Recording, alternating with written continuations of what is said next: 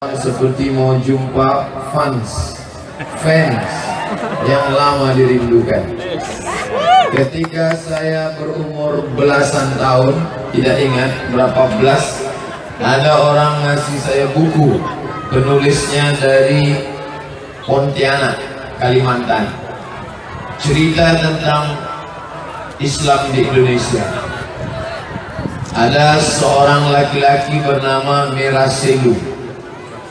Lalu kemudian satu malam datanglah seorang berjubah, bersorban, lalu kemudian meludah di mulut Miraselu.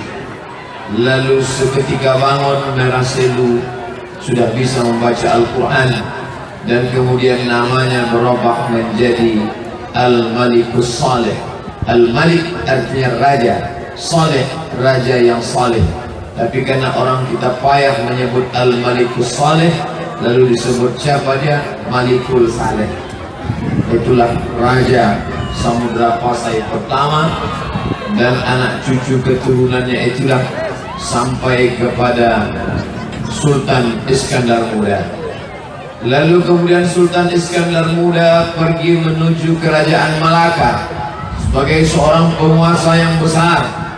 Raja Samudra Pasai Aceh menuju Malaka, berhenti di sebuah tanjung yang ada balai-balainya. Lalu kemudian di sana menikah dengan seorang perempuan bernama Siti Selendang Ungu. Hasil pernikahan itu lahirlah anak laki bernama Abdul Jalil, yang kemudian bergelar Sultan Abdul Jalil, menjadi Sultan Kerajaan Melayu Asahan yang pertama, dan sekarang menjadi Kabupaten Asahan, ibu kotanya Tanjung Balai Asahan, Provinsi Sumatera Utara. Jadi hubungan yang amat sangat erat dan dekat antara Aceh dan Kerajaan Melayu. Dan hari ini saya diberitahu akan berziarah ke makam orang yang lama saya nantikan, ingin bertemu, berjumpa, walaupun tidak nampak jasadnya, paling tidak dapat saya berziarah di atas makamnya, selesai dari tausiah di depan Bapak Ibu sekalian.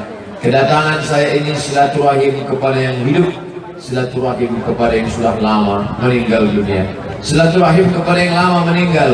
Raja yang baik, raja yang saleh, Al-Malikus Saleh, Malikul Saleh, yang namanya hari ini diabadikan menjadi Universitas Malikus Saleh, The Blessing University. Masya Allah. Saya baca aja, artinya tak tahu. Menyambung silaturahim kepada yang hidup, kepada Bapak Rektor, kepada Bapak Dekan, kepada seluruh Civitas Akademika Universitas Malikus Saleh, kepada Bapak Danrem, kepada Bapak Dandim, kepada Bapak Direktur, Ketua Kepala Bank Indonesia Aceh, hadirin hadirat alim ulama, cerdik pandai, tuan-tuan guru, yang besar tak dibawa gelar, yang kecil tak disebut nama. Insya Allah kita semua dimuliakan Allah Subhanahu wa Ta'ala. Amin ya Rabbal Alamin. Beberapa hari ini menjelang saya datang, saya diberi posting berita bahwa masyarakat Lok Semawi, Biren, masyarakat Aceh mencarter pesawat untuk Ustadz Somad.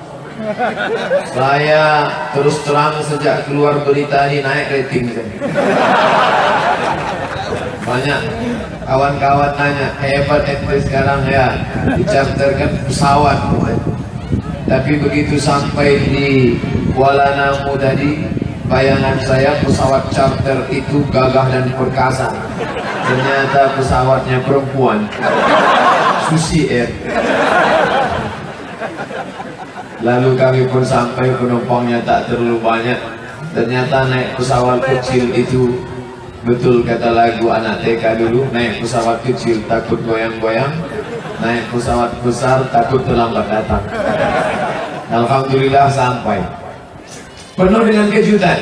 Kalau ada orang yang merasa heran kenapa masyarakat Aceh mencarter pesawat, ini orang tidak ngerti sejarah. Kalau dia paham sejarah, orang Aceh itu bukan mencarter sejarah, membeli pesawat untuk Negara Kesatuan Republik Indonesia. Makanya baca sejarah dengan baik. Dikumpulkan emas-emas nenek, datuk orang Aceh, tokoh adat, dikumpulkan semua dari rantai Gelang, Subang, Anting untuk memberikan pesawat kemerdekaan Indonesia. Itulah dia pesawat Sulawak. Jadi mesti paham sejarah. Sekarang banyak orang komen, dari komennya kita tahu dia tidak paham sejarah. Hebat ya charter pesawat. Tapi bagi yang paham, kami bukan tukang charter, kami dulu pernah membelikan pesawat. Allahu Akbar. Sampai di airport Lok Sumawe, disambut anak-anak kecil. Ini kejutan juga buat saya. Kenapa anak kecil? Di beberapa tempat saya disambut dengan tarian selamat datang yang menari mahasiswi. Selalu saya sampaikan, kalau mau buat tarian, kalau mau buat penyambutan, buatlah anak TK seperti yang dibuat di Lok Sumawe. Karena melihat anak-anak, kita ingat anak di rumah. Tapi kalau yang mau nyambut itu anak gadis, lupa bini. Ada orang bertanya kepada saya, Ustadz Somad, tradisi di negeri Melayu tamu datang dibawakan tepak sirih. Yang membawanya biasanya putri Indonesia, yang membawanya biasanya putri daerah yang ikut tes konteks kecantikan. Ini tidak baik, saya katakan. Kenapa auratnya terbuka? Maka hari ini saya ditunjukkan. Selama ini saya hanya berceramah saja, bawa anak-anak, tapi tadi ditampakkan foto bercerita beribu kata dan bahasa. Sambutlah pejabat-pejabat, gubernur, bupati, presiden, wali kota dengan anak-anak yang lucu-lucu. Itu motivasi buat mereka dan mengingatkan tamu yang datang. Begitu sampai di airport, saya lihat pasukan bapak-bapak dari kepolisian lengkap dengan senjata laras panjang. Biasanya pakai pistol saja cukup. Tapi saya lihat, saya dekati ketika foto tadi, saya tengok memang betul asli besi. Luar biasa. Hanya Allah saja yang mendapat budi baik, membalas kebaikan mereka. Kita doakan bapak-bapak dari kepolisian diberikan Allah istiqomah dalam jihad mereka, insyaallah. Amin ya rabbal alamin. Sampai ke Universitas Malikus Saleh, dijamu dengan makanan. Ustaz Somad, makanan di Lok Sumawe ini cuma 2 saja, tak banyak. Apa dia? Enak dan enak sekali. Coba Ustaz cicipi ini ikan. Ikan di sini beda dengan ikan Jakarta, Ustaz. Tanya apa bedanya? Ikan di Lok Sumawe matinya 1 kali. Kalau di Jakarta, di tempat lain mungkin sudah mati 2-3 kali. Mati dari atas air, mati di dalam kulkas, mati dipukul tukang, mati kena es batu. Makanya rasanya pun rasa kapas. Tapi tadi Masya Allah, luar biasa masakannya, lezat, enak. Cuma satu yang tak mengenakkan saya. Apa dia? Pak Rektor puasa. Kemarin diundang tausiah di Aceh Tamiang, rupanya Pak Bupati puasa. Di sini Pak Rektor puasa. Rupanya lagi tren pimpinan-pimpinan di sedang puasa. Bertanda Raja-Raja Malikul Saleh sedang bangkit ke hadapan. Al-Malik Raja As-Saleh, penguasa yang saleh. Kalau sudah rektornya puasa, maka insya Allah mahasiswa-mahasiswi pun juga ikut puasa, insya Allah. Walaupun beda puasanya. Rektor puasa sunat, mahasiswa-mahasiswi puasa Ramadan. Karena mereka banyak tugas. Adik-adikku sekalian, kalian mahasiswa bagus banyak puasa. Karena anak muda nafsu bergejolak, maka hawa nafsu libido seksual itu diturunkan dengan banyak puasa. Apalagi di sini ceweknya cantik-cantik. Ustaz kok tahu kata orang? Saya belum ada nengok-nengok. Bagus banyak puasa, nafsu tidak hilang. Puasa tak menghilangkan nafsu, hanya mengurangi saja. Kalau kalian puasa, datang nanti kawan ngajak buat dosa, bro, tengok tuh ada cewek cantik. Udah nggak nampak lagi, bro, belum masuk. Ini mau mati dia, ini yang nampak-nampaknya es batu aja sekarang. nengok mobil merah kemudian semangka. Masya Allah, berada di tengah adik-adik mahasiswa, saya sepertinya kok balik seperti semester 7 lagi. Masya Allah, masih ingat dulu ketika sama-sama kuliah di Mesir, ada Ustadz Damanur, ada Ustadz tadi yang memberi kata sambutan, namanya Ustadz Fadil Rahmi. Beliau senior saya 2 kali. Yang pertama senior di Darul Arafah Medan, yang kedua senior di Al Azhar, sekarang senior lagi di Aceh. Dan kenapa begitu? Beliau lebih dulu memberikan kata sambutan. Senior artinya kakak tingkat, bukan senior yang satu lagi. Ada juga senior tak baik, senang istri orang.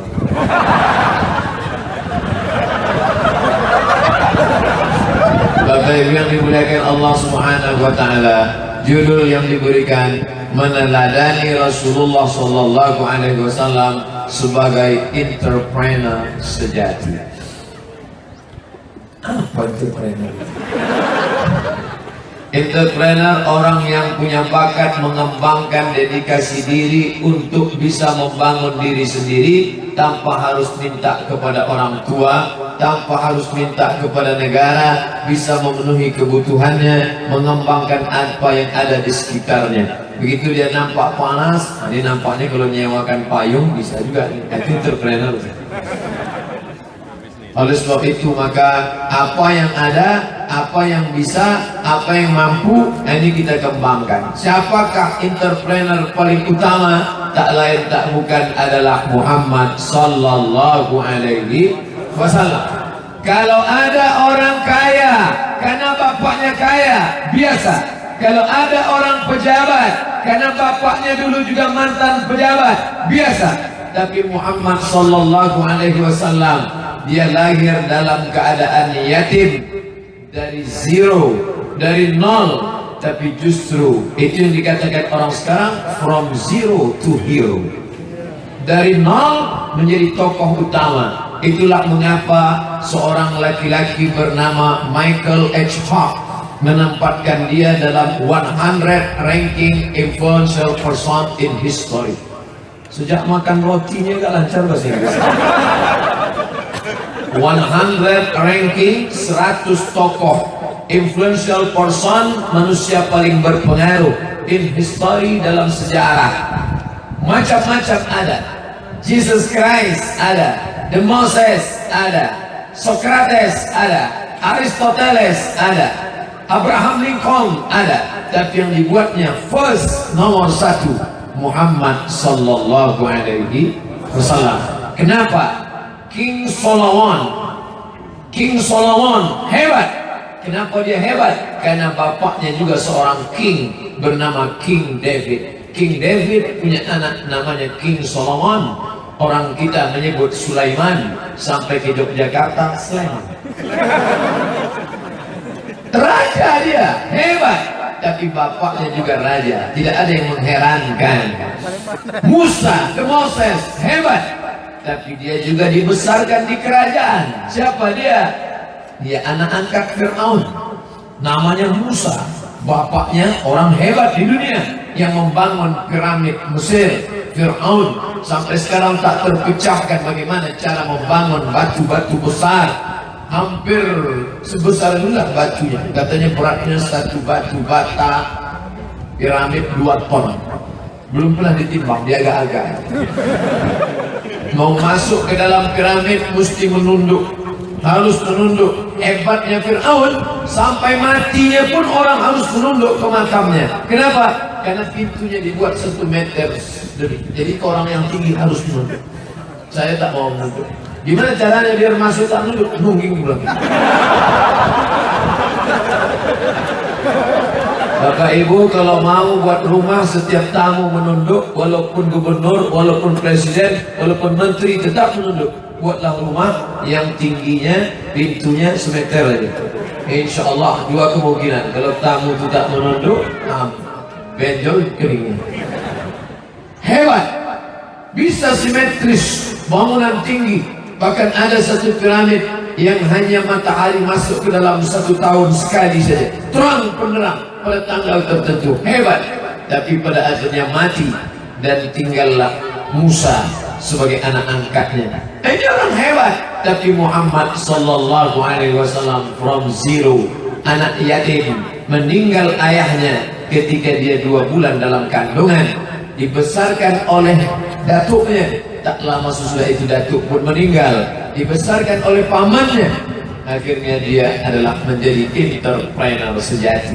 Pertemuannya dengan Khadijah bukan saat tabligh akbar.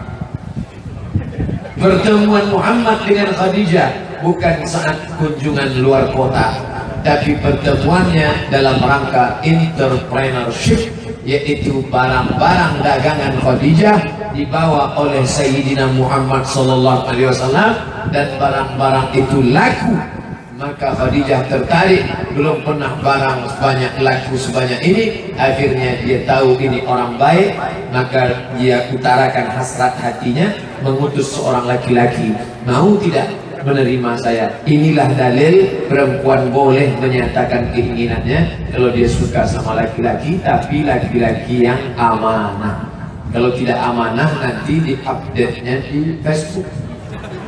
Si Anu kenal, yang nembak aku kemarin kan. Nah, oleh sebab itu, ketika dia dibawa oleh pamannya bernaung di bawah sebuah gereja tua, keluar pendeta dari dalam bernama Bahira. Bahira bertanya, "Man hadza?" Ini siapa? Abu Thalib menjawab, "Ibni, this is my son." Ini anakku. Kata Bahira, kalau benar kitab yang kubaca, anak ini sudah yatim sejak dalam kandungan ibunya dan bapaknya sudah mati ketika dia lahir. Ini siapa sebenarnya? Tersenyum Abu Thalib, "Ini keponakanku, anak adikku. Ini keponakanku, anak saudaraku," kata dia. Dari mana Bahira tahu?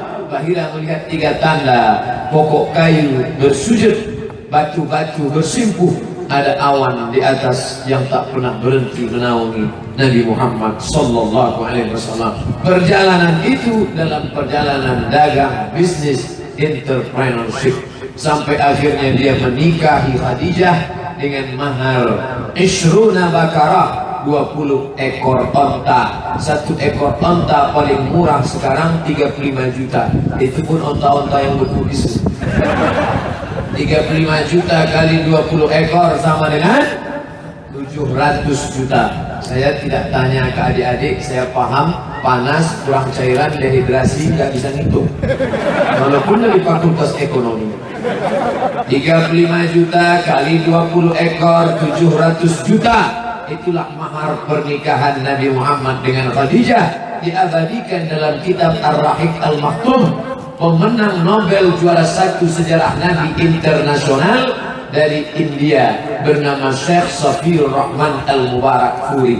Kalau sudah disebut India, tanyalah ibu-ibu, India, apa ibu ingat tentang India? Mithun Chakraborty, Amitabh Bachchan, Kartika Chikadikam, Coach Utari. Padahal kalau sudah disebut India, ada ulama besar Syekh Safiur Rahman Al-Mubarakfuri menulis kitab Ar-Rahiq Al-Maktum, buku terbaik sejarah Nabi, nomor 1 mendapat Nobel. Dan di sana disebutkan pernikahan itu bermahar 700 juta. Kalau ada anak muda umur 25 tahun, alumni Universitas Malikus Saleh, menikah, maharnya 700 juta. Kaya apa miskin? Kaya. Siapa yang bilang Nabi Muhammad miskin?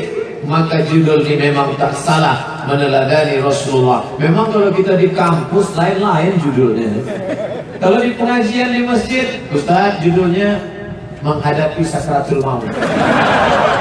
Ustaz, tolong nanti judulnya sabar menghadapi suami mau kawin lagi. Ustaz, nanti tolong judulnya, tapi di sini tidak. Bagaimana anak-anak kita lulus sarjana, tidak ingin bawa map mau jadi PNS, tidak mengharap akan jadi kuli, mohon maaf, tidak ingin makan gaji, karena yang dimakan bukan gaji tapi nasi, tapi dia menjadi entrepreneur, menekuni bidang entrepreneurship, dan itu sudah dimulai oleh Nabi kita Muhammad sallallahu alaihi wasallam. Dari bentuk gaya bakatnya, adik-adik mahasiswa-mahasiswi insya Allah menjadi para entrepreneur handal di masa akan datang, insya Allah. Amin. Ya Rabbal Alamin. Nah, Nabi Muhammad itu entrepreneur. Sampai menikahnya pun maharnya luar biasa. Lalu yang miskin itu siapa? Umat Muhammad. Maharnya berapa? Seperangkat alat sholat dan kitab suci Al-Quran. Itu zaman kami yang tua-tua ini. Adapun yang anak-anak muda sekarang murah sekali. Kupinang kau dengan bismillah. La ilaha illallah. Ganteng bukan main. Sepeda motor mantap. Pas nikah bismillah. Baca Ar-Rahman tak pula hafal. Orang Ar-Rahman 'allamal Quran, dia tidak baca Ar-Rahman, Ar-Rahmanir-Rahim. Tak hafal. Tapi yang dimuliakan Allah Subhanahu wa taala, setelah berhasil, kamu dari fakultas apa? Saya fakultas pertanian Pak Ustaz. Sekarang kerja di dinas pertanian ya? Enggak. Loh, enggak PNS? Enggak. Kenapa? Saya tidak mau diatur-atur. Berangkat jam 7 pagi, pulang jam 7 sore. Itu kerja apa dikerjain? Saya mau jadi entrepreneur, saya yang ngatur, saya yang manajernya. Manajerial saya mantap. Maka saya tanam sekali, saya bisa menikmatinya 100 tahun. Nanam apa bisa 100 tahun? Pokok apa? Sawit cuma 25 tahun. Ada yang buahnya lebih hebat dari sawit, bentuknya macam sawit, lebih lama, 4 kali lipat dari sawit. Apa dia? Itulah dia pokok korma. Ustaz tahu dari mana? Tadi di pesawat ngobrol sama tukang tanam korma. Sahabat kita tamat pesantren, dari kampus juga, tidak mau jadi PNS, tidak mau ditunjuk-tunjuk orang, tidak mau menjadi pekerja, tapi manajerial. Sekarang nanam korma. Saya tanya berapa hektar? Ya sejauh mata memandang. Masya Allah. Kira-kira berapa nih hasilnya nih? Ya cukuplah untuk 70 keturunan. Luar biasa. Apa tak cukup 70 keturunan? Tanam sawit 1 kilo cuman 2.000 perak. Itu paling mahal. Sekarang malah harga merosot 1.500, 1.700. Karena sama-sama kawan 1.800 lah. Tapi kalau korma 1 kilonya berapa? Korma 1 kilonya, korma ajwa 80 rial, 250.000. Makanya jarang jamaah haji, jamaah umroh pulang bawa ajwa. Ajwa disimpannya di kamar, makan sendiri. Giliran tamu datang, dibawakannya kurma yang pakai skop.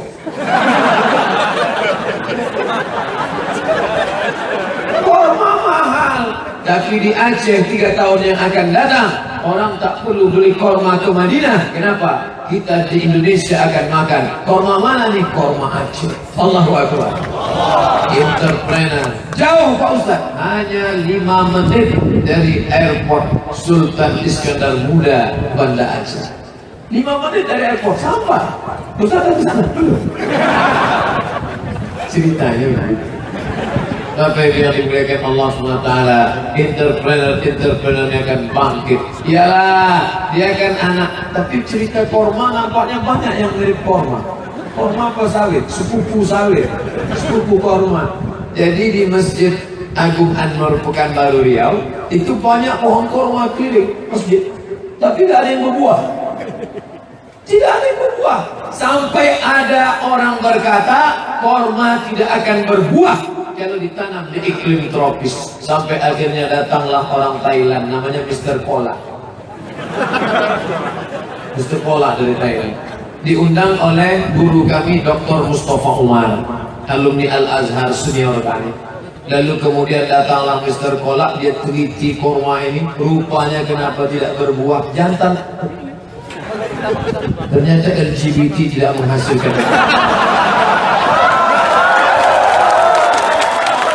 Jadi kata Mr. Kola, kalau kalian mau berbuah, ini yang jantan-jantannya dipotong, tinggalkan saja satu. Yang perlu banyak itu yang betul. Yang senyum paham. Barulah kita paham. Dulu orang bingung nyari bibitnya kemana? Ke Thailand. Sekarang orang nyari bibit korma kemana? Ke Banda Aceh, Nangro Aceh Darussalam. Dari berbagai aspek orang akan datang kemari. Tentang penerapan syariat Islam, studi bandingnya kemana? Kemari. Tentang bagaimana cara nanam korma, bagaimana cara nanamnya? Kemari. Tentang cara ngundang Ustadz, bagaimana cara nyarter pesawatnya. Apalagi kalau drone yang di atas tadi meliput ini semua, lalu kemudian diupload di YouTube, orang juga akan belajar. Begitu rupanya cara pengajian kalau di kampus. Buat pengajian itu di tanah lapang. Ini pengajian di ruang tertutup, pesertanya 2-3 orang. Apa namanya? Seminar. Nar itu dia neraka. Semi itu setengah. Jadi kalau seminar setengah masuk neraka.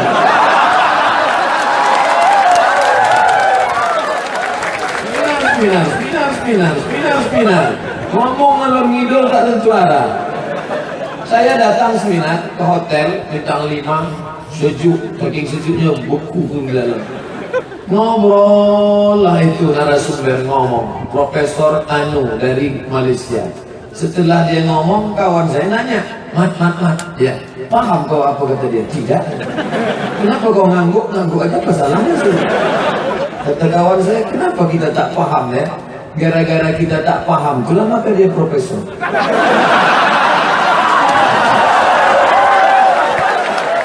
Kalau kita paham, dia LCMA. Mohon maaf Pak Profesor. Biasa orang kalau puasa tak tersinggung.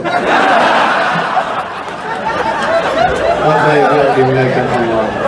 Ada sekarang orang ngomong ngalor ngidul tak tentu arah. Tak apa-apa aja kata dia. Nah sekarang tidak, berkumpul adik-adik mahasiswa, Masya Allah, yang di bawah tenda berpahala, yang jauh di sana berpahala karena suara jelas, yang di bawah pokok kayu berpahala. Tapi tentu tak sama antara yang berkeringat dengan yang tak berkeringat.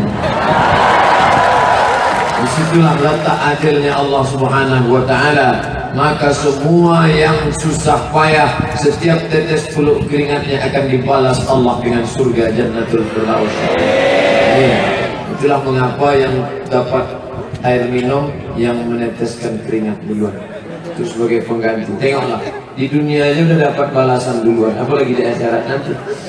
Begitu nanti keluarga besar Universitas Malikus Saleh dibimbing malaikat, wasiqal ladzina taqaw ilal jannati zumara, digiring mereka satu kelompok masuk ke dalam surga. Kelompok pertama, geng Universitas Malikus Saleh. Masuk dari pintu Rayyan karena banyak puasa sunnah. Siapa nih? Rektor, masuk. Siapa? Wakil rektor, masuk. Ini apa? Dekan. Dekan mana? Banyak dekan. Yang pertama masuk dekan Fakultas Ekonomi. Masuk. Baru dekan-dekan yang lain. Habis itu ketua jurusan. Habis itu kabak, TU, pegawai, mahasiswa, ketua BEM masuk duluan. Tapi ada juga ketua BEM yang tak rajin, tak pengajian, yang tak sholat, masuk ke surga. Yang lain komplain. Loh, ketua BEM itu kok masuk surga? Kata malaikat, dia studi banding aja.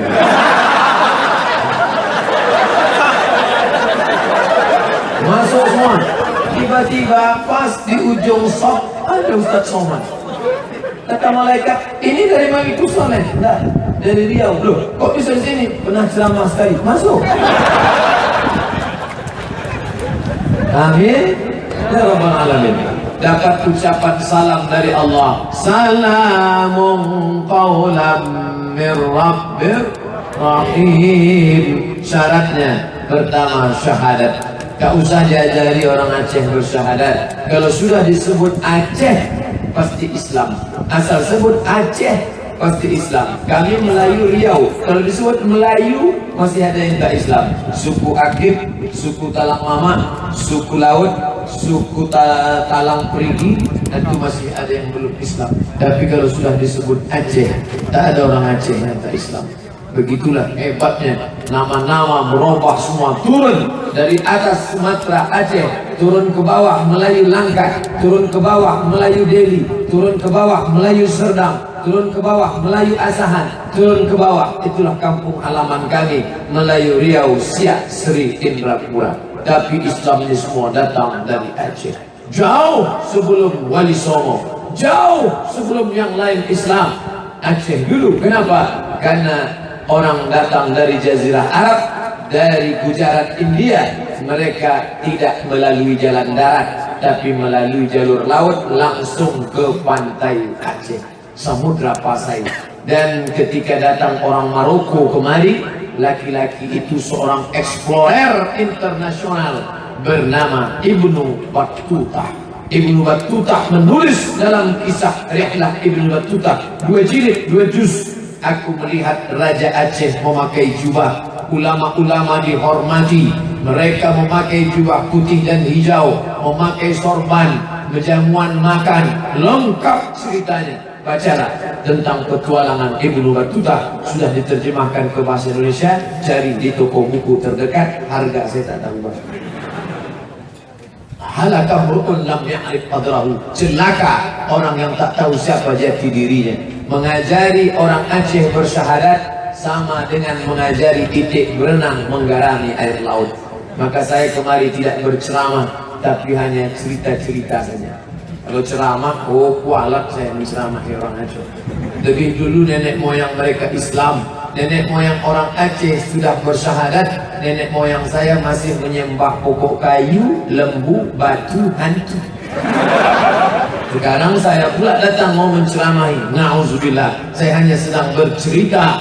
Pertama syahadat, yang kedua sholat. Orang Aceh tak perlu diajari sholat. Sedang pengajian di tengah panas terik, tidak berlantai, tidak beratap, begini ramainya. Apalagi di masjid. Allahu Akbar. Di masjid berlantai, beratap, ber-AC, tentu tidur semua. Tertulis di dinding, dilarang tidur di masjid, no sleeping. Jangan tidur. Sudahlah tidur di masjid, telungkup pula. Tumpahlah air liur basi ke sajadah. Nanti orang mau sujud berdoa Allahu Akbar, lain bau. Tahannya nafas. Imam pula lama berdoa. Begitu bangkit hitam langsung. Maka jangan tidur di masjid. Kalaupun mau tidur telentang supaya air liur tak tumpah. Saya Pak Ustaz telentang pun ngeces juga. Ya tidak, kau beli pampers.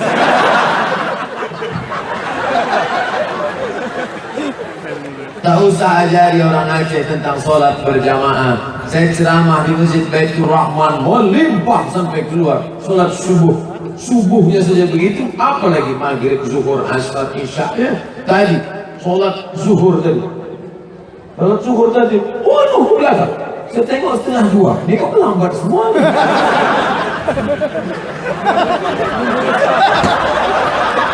Karena sibuk panitia. Ustaz ini lain ceramahnya sekali. Nah, tak ada sindir-menyindir. Saya tak pandai sindir-menyindir. Saya pernah di-request pengurus masjid, tolong Ustaz sindirkan. Ini ada orang bersedekah, duitnya dimintanya balik. Kami udah ngutang cat semen, payah kami bayar. Oke lah. Siapa yang bersedekah ke masjid, dimintanya lagi uangnya. Kalkal bin lagi ya'udu ila qayhihi, seperti anjing yang menjilat muntahnya kembali. Selesai ceramah, mohon maaf Pak Ustaz, yang disindir itu tak datang. Bawa dah habis-habis suara. Mungkin tak datang. Itu tak mau saya. Nanti pesan-pesan lagi, kalau mau tembak 12 pas, mana orangnya? Tak main kan langsung. Masalah syahadat jangan ajari orang Aceh. Masalah sholat berjamaah jangan ajari orang Aceh. Tadi semua ini sholat subuh berjamaah. Amin. Dari yang ini tak yakin.